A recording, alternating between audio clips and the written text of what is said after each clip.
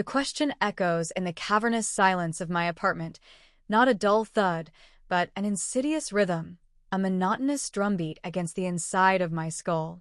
I'm perched on a plush, cream-colored sofa that cost more than my first 3 cars combined, gazing out through a floor-to-ceiling window at the glittering, indifferent skyline of New York City. Every meticulously chosen detail is exactly as it should be, a testament to a life I painstakingly curated. The abstract painting we selected together hangs on the wall, its chaotic splashes of blue and gold a stark, almost mocking contrast to the minimalist decor. The fiddle-leaf fig tree, which he, with his naive optimism, believed would bring us prosperity, stands tall in the corner, a silent, leafy sentinel over my ruin. Everything is here, every perfectly placed item, except for the man who brought it all into my life. On the polished marble coffee table, a manila envelope lies like a post-mortem report for our marriage. Inside, the divorce papers bear his signature, stark, unforgiving, and utterly devoid of remorse. My name is Eleanor, and I am 32 years old. I'm a senior marketing director at a global cosmetics firm, a position I clawed my way to with tooth and nail, sacrificing sleep, sanity, and frankly, a piece of my soul. To the outside world, I am the polished facade of modern success, a thriving career, a wardrobe that screams disposable income, and a husband, Johnny, who my friends often referred to as the last good man in Manhattan. We were married for 5 years, and if you had asked me just a year ago, I would have told you, without a hint of irony, that I was the luckiest woman alive.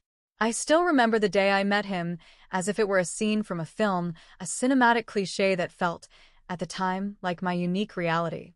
It was a rainy afternoon in a tiny, impossibly cluttered bookstore in the West Village. I was searching for a rare first edition of a poetry collection when he materialized, as if summoned from the very fragile pages I yearned for. He wasn't the tall, dark, and handsome cliché. Johnny was an architect with kind eyes that crinkled when he smiled, and a quiet, unassuming solidity about him that made you feel, deceptively, it turns out, safe. He didn't use a clever line. He simply reached up to a high shelf, pulled down the precise book I was looking for, and said, "I think this is what you're looking for." His smile wasn't a dazzling flash of lightning. It was the soft, warm glow of a lamp in a cozy room, chasing away the city's gloom, and for a fleeting moment my own. His world of blueprints and building codes was the antithesis of my world of slogans and sentiment, and yet, that very contrast was what drew us together, a moth to his quiet flame. Johnny was a man of action, not words. He wouldn't write me sonnets, but he would spend a whole Saturday routing the bathroom tiles because he knew the chipped ones bothered me. He wouldn't whisper sweet nothings, but he would always have a hot cup of coffee waiting on my nightstand before my alarm went off. He remembered the name of my favorite obscure Danish pastry and would cross town to get it for me, a silent testament to his devotion. Our love story wasn't a roaring bonfire, all dramatic sparks and grand gestures. It was a deep, steady current, silent but powerful, like the unshakable foundation of a skyscraper he might design. He proposed on a windswept hill overlooking the Hudson Valley, with no candles or roses, just the two of us under a blanket of stars. He said, "Eleanor, I can't promise you the most extravagant life, but I promise I will spend mine building you a home, a real one, where you always feel safe." At our wedding, my friends watched him with a mixture of awe and thinly veiled envy. My best friend, Chloe, nudged me and whispered, "You seriously hit the jackpot. Look at him. He hasn't taken his eyes off you for a second." And she was right. Throughout the entire ceremony, his gaze was locked on me, a warm, adoring anchor in a sea of faces I barely registered. That night, he didn't tear my dress off in a fit of passion. He simply held me, stroked my hair, and whispered, "Thank you for choosing me." The first years of our marriage were a seamless, well-photographed tapestry of quiet joy. We painted our apartment together, argued playfully over furniture, traveled to Paris and Rome, and built a life that was the envy of our social circle, or so I made sure they believed. I was proud of us, of him. At every brunch, every dinner party, I would weave tales of his quiet devotion, performing our domestic bliss for an eager audience. Johnny just finished a custom-built bookshelf for me because I ran out of space. He always takes the early flight home from business trips, even if it's the red-eye, just to have breakfast with me. He handles all our finances. He says, "My only job is to be happy." Each anecdote was met with sighs and exclamations. "You're the luckiest girl, Eleanor." Seriously, where do you find a man like that? I drank deep from the well of their admiration, letting it inflate my already monstrous ego, mistaking their envy for genuine understanding. I believed I was the curator of a perfect life, a masterpiece of modern love, a flawless exhibit of my own impeccable taste and judgment. I was so lucky, so utterly, tragically lucky that I took it all for granted. So lucky that I forgot that even the most solid foundations can crack under the relentless pressure of expectation. I forgot that a home, no matter how beautifully built, can become a gilded cage if one chooses to inhabit it that way. And in my foolish, performative pride, I took a sledgehammer to the very walls that were meant to keep me safe, all for the sake of applause from an audience that, in the end, didn't matter in the slightest. Now I sit here in the deafening silence of my perfect home, trying to piece together the fragments of our past, hoping to find the precise moment, the exact answer to where exactly did the first crack appear? The change wasn't a sudden earthquake. It was a slow, creeping erosion, an insidious shifting of the ground beneath my feet. The cracks appeared so slowly at first that I could pretend they weren't there, dismissing them as mere dust motes in the flawless beam of our love. It began with Johnny coming home late. At first, the excuses were plausible. "The new high-rise project is in its final phase," he'd say, and I'd nod in understanding. As a lead architect, his dedication was one of the things I admired, one of the virtues I boasted about. I'd keep his dinner warm, greeting him with a sympathetic smile, proud of my responsible, hard-working husband. But the late nights became the norm, not the exception. The dinners I lovingly prepared grew cold on the dining table, their aroma fading into the oppressive silence. Our conversations, once the highlight of my day, dwindled to perfunctory exchanges. He stopped asking about my campaigns, stopped sharing amusing anecdotes about his colleagues. He would come home, shower, eat in near silence, and then retreat to his study or lose himself in front of the television, a glacial facade of indifference radiating from him. An invisible chasm opened between us, filled with a thick, suffocating silence that pressed down on me like a tomb lid. I began to feel a profound loneliness, a chilling solitude in the heart of my own home, surrounded by all our beautiful things. I missed the way he used to wrap his arms around me from behind while I was cooking, the light kiss on my hair before he left for work. Those small, anchoring gestures vanished one by one, like embers cooling in a dying fire. He was physically present, lying next to me in our king-sized bed, but his spirit was a million miles away, beyond my reach. Then came the more concrete signs, the glaring red flags I chose, with expert precision, to ignore. He changed the passcode on his phone, a device he'd always left lying around carelessly. I'd catch him smiling at a text, but when I'd ask, he'd wave it away as a work thing. He started paying more attention to his appearance. New, more stylish clothes appeared in his closet. A different, sharper cologne scented his skin, no longer the familiar, comforting scent I associated with him. And he took to stepping out onto the balcony for certain phone calls, his voice a low, indecipherable murmur against the city hum.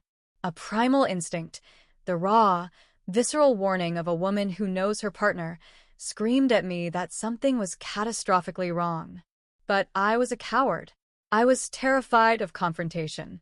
Terrified that pulling at that one loose thread would unravel the entire perfect tapestry of my life, revealing the flimsy, pathetic threads beneath. I was terrified of having to admit to Chloe and Sophie that my marriage wasn't the fairy tale I had so carefully painted for them. So I chose delusion. I became an expert at crafting excuses for him. He's under immense pressure at work. That's why he's so irritable. He's probably planning a surprise for me. That's why he's being secretive. He's just reinventing his style to feel more confident. I clung to these rationalizations like a drowning woman to a piece of driftwood, praying they would keep me afloat in a sea of unspoken doubts. I tried to bridge the gap. I planned romantic date nights, cooked his favorite meals, bought expensive, silky lingerie, but my efforts were met with a polite, soul-crushing apathy. He'd agree to dinner, but spend the evening scrolling through his phone. He'd compliment my cooking, but eat quickly, as if it were a chore, or perhaps an obligation. And when I tried to initiate intimacy, he would gently push me away, murmuring the words that became the bitter anthem of our decline. "I'm exhausted, L. Maybe some other time." "I'm exhausted" became an impenetrable fortress. It shut me out, making me feel unwanted, unloved, and utterly powerless. The sense of rejection and loneliness grew into a bitter seed in my heart, a virulent poison. I started comparing Johnny to my friends' husbands who still whisked their wives away for weekend trips, who bought flowers for no reason, who still looked at them with unbridled adoration. The comparison bred jealousy, and the jealousy festered into a quiet, simmering resentment. Why had he changed? Why didn't he love me like he used to? What did I do wrong?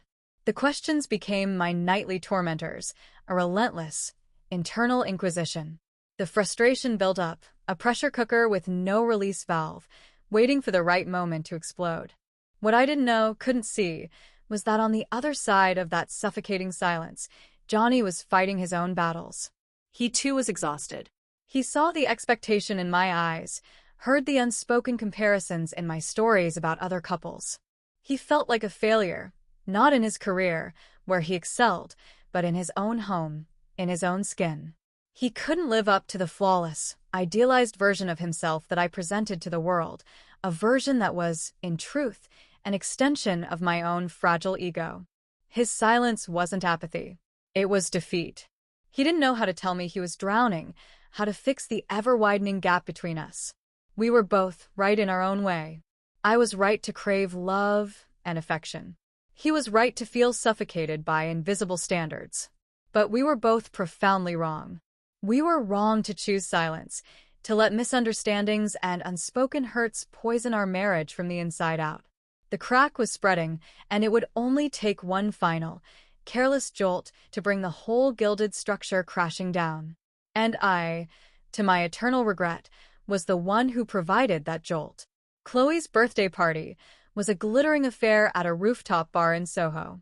The city lights spread out beneath us like a carpet of fallen stars, the air thick with upbeat music, forced laughter, and the clinking of cocktail glasses. Everyone was there as a couple, laughing, touching, whispering to each other, performing their own versions of domestic bliss. I was there alone. Johnny had backed out at the last minute. A last-minute client meeting, L.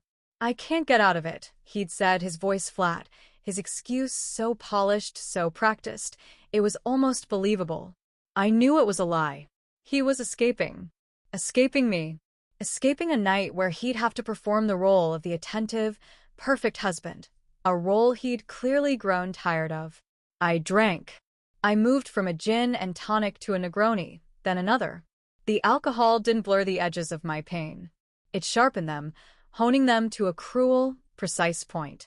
I watched the other couples, my friends. I saw Chloe's husband, Mark, drape his jacket over her shoulders when a cool breeze swept across the roof. I saw Sophie's boyfriend tenderly wipe a smudge of chocolate from her lip. A knot of pure, unadulterated envy tightened in my stomach, twisting into something bitter and ugly. "Flying solo tonight, Elle?" Sophie slid onto the stool next to me, her voice laced with concern, a tone I immediately resented. "Where's Johnny?" "He's busy," I clipped, forcing a brittle, almost painful smile. "Busy with what?" "He's always busy lately," Chloe chimed in, joining us. "You two have been practically MIA. Is everything okay?" Chloe's question was the needle that pierced the taut, overinflated balloon of my pride. I hated their pitying looks. I hated the idea of becoming a topic of their sympathetic gossip, a tragic cautionary tale. I refused to let them think I had failed, that my perfect marriage was a sham, a mere stage set.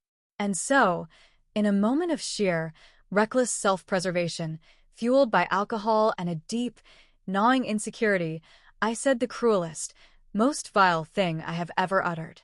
I let out a short, bitter laugh, a sound that scratched at my own throat. Busy? Oh, probably busy trying to impress some new client. It's not like he's got any skills for impressing anyone at home. The music seemed to dip for a second. Chloe and Sophie exchanged a confused glance, their perfect, curated smiles faltering. What's that supposed to mean? Sophie asked, her voice cautious. I took another long sip of my drink, a wave of defiant bravado washing over me. I was in too deep to back out now. I had to shock them, to turn their pity into something else. Awe, maybe, at my cynical nonchalance. I had to show them I was still in control, even as my world crumbled.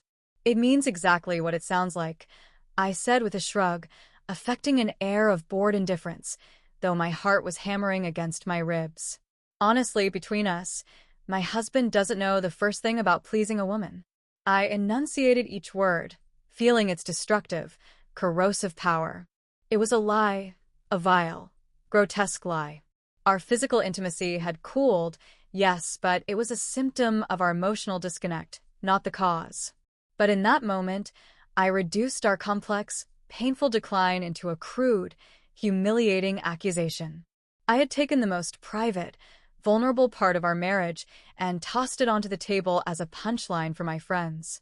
After every loud night, I would come home to the cold, silent apartment, and the image of his disappointed face would be waiting for me, a silent judgment.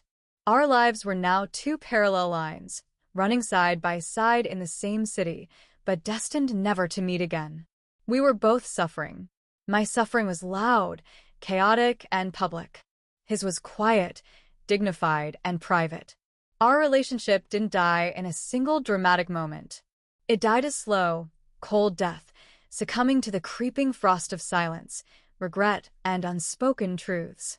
Nearly a year passed, a year of seasons changing outside my window, while my inner world remained frozen in a perpetual winter. I had eventually pulled myself out of the tailspin. The nightly parties stopped. The hollow laughter died down. The wound in my soul began to scar over, though it still ached with a dull, persistent throb whenever I let my guard down. I had instructed my lawyer to proceed with the divorce, though I deliberately dragged my feet on finalizing the asset division. I told myself it was about getting what I was owed, but deep down, I knew I was clinging to the last tenuous thread connecting us, a lifeline to a past I couldn't relinquish. I had changed. The brittle pride and desperate need for external validation had been weathered away, leaving behind someone quieter, more introspective, perhaps even a little humbler. I finally saw my role in our demise with painful clarity. The cruel sentence I had uttered was no longer just a source of shame. It was a permanent, searing brand on my conscience, a lesson learned in the most brutal way possible. I no longer needed an audience to feel alive. I was learning to find a quiet sort of contentment on my own, a fragile truce with my own unhappiness. One Saturday afternoon, I found myself drawn back to the little bookstore in the West Village. It had become a sort of pilgrimage for me, a place to reflect and connect with the woman I had been before pride had consumed me. As I was tracing the spine of an old book, a familiar voice cut through the quiet rustling of pages. "You still come here, I see." I looked up, my heart hammering against my ribs, a sudden, desperate hope igniting within me. It was Johnny. He stood a few feet away, leaning against a bookshelf, just as he had when we first met. He was thinner, yes, but the haunted look was gone from his eyes. He looked calm, grounded, a man who had found his footing after a long fall. The man in front of me was not the ghost who had left our apartment, but a stranger who looked hauntingly like my husband. "Johnny," I breathed, the word catching in my throat, a fragile thing. "I was just in the neighborhood," he said with a small, polite smile that didn't quite reach his eyes. "You look well, Eleanor." "I'm okay," I managed, my voice steadier than I felt. "How have you been?" "I've been okay, too." We stood there, suspended in time between shelves laden with stories of love and loss. Our own silent story, hanging heavy between us. The silence this time wasn't suffocating.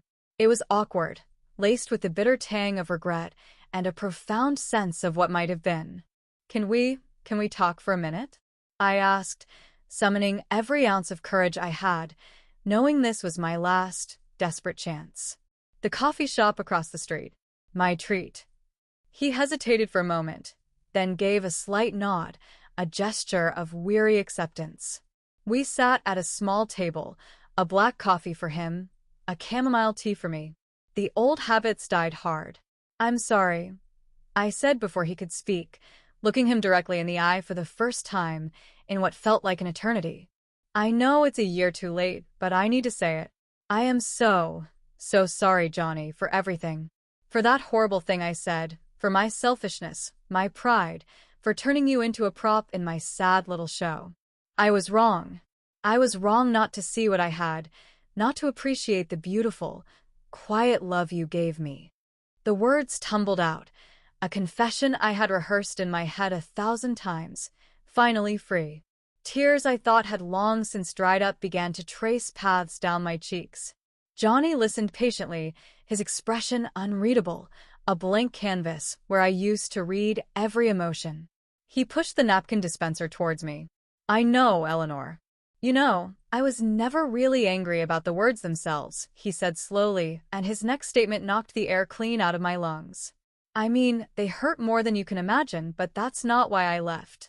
No. I stared at him, utterly bewildered, my carefully constructed narrative of blame suddenly crumbling. He sighed, his gaze drifting to the street outside, to the anonymous flow of life. The problem wasn't the sentence, Eleanor.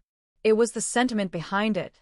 I realized that day that we hadn't been happy for a very long time. You wanted a grand, demonstrative love, the kind you could tell stories about, the kind that got you applause. And I'm just a quiet man. I'm an architect. I build things that last, things that are meant to be lived in, not performed for an audience. I thought my actions would be enough. I tried to be the man you wanted, the man you described to your friends, but I couldn't. I felt like I was constantly failing you. Seeing the disappointment in your eyes was a quiet torture. Your words that night, they were just the final confirmation of what I already knew, that I could never make you truly happy. I didn't leave to punish you, Eleanor. I left to free you, to free us both. The truth, when it finally came, was a quiet, devastating implosion. There was no other woman, no dramatic betrayal. There were just two people who loved each other in different languages, speaking past each other, until the silence between them had become an unbridgeable ocean. But why didn't you just talk to me? I whispered, my voice breaking, weak with a fresh wave of understanding and despair. Why all the silence? Because I didn't know how, he confessed, looking at me with a profound sadness that pierced through my own.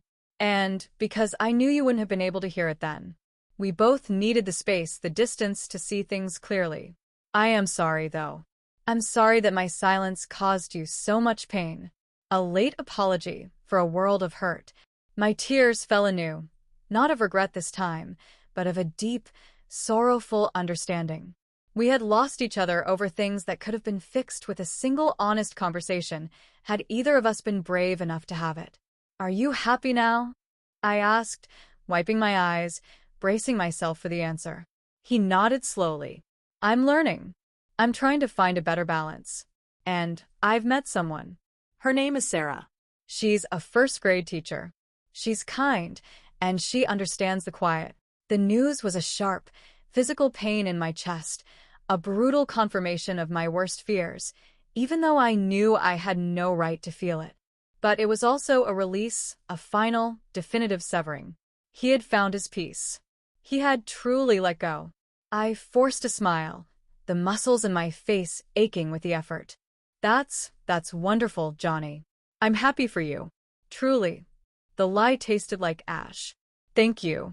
And you, Eleanor, you should finalize the paperwork. Don't drag it out anymore.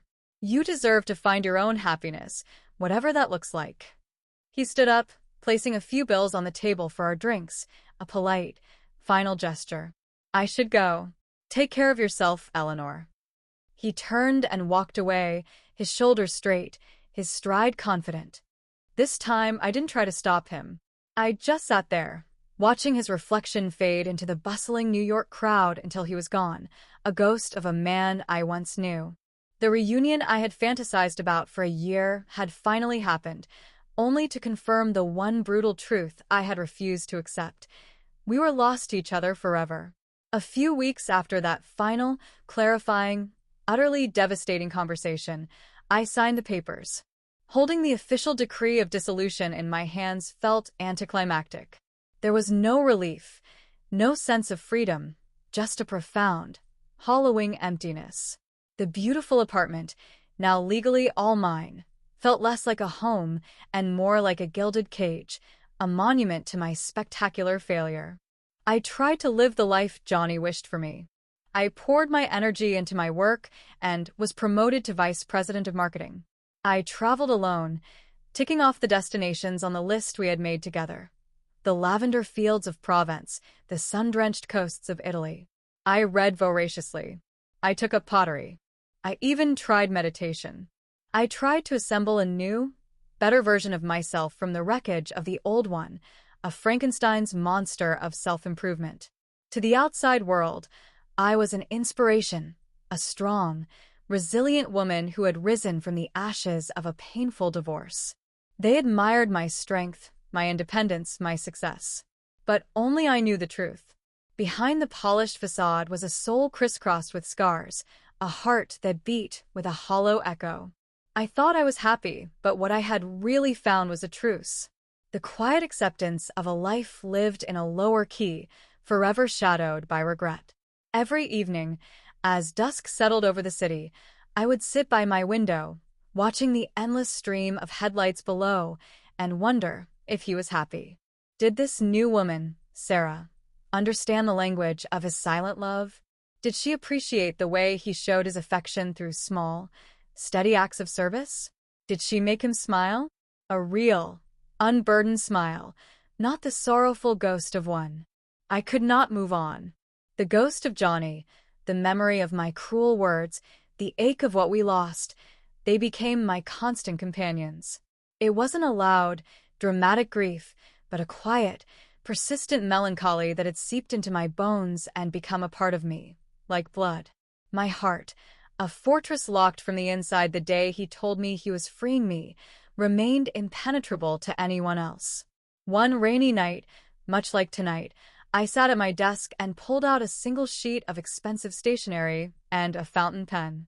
I began to write a letter that I knew would never be sent, a futile act of confession and repentance. Johnny, it's raining in New York tonight. It always seems to be raining when I think of you. I remember the day we met in the rain and the day you left in it. I used to think the rain was romantic, but now I know it can also be the coldest sound in the world. I'm doing well, just as you'd hoped. My career is better than ever, and I've seen some of the world.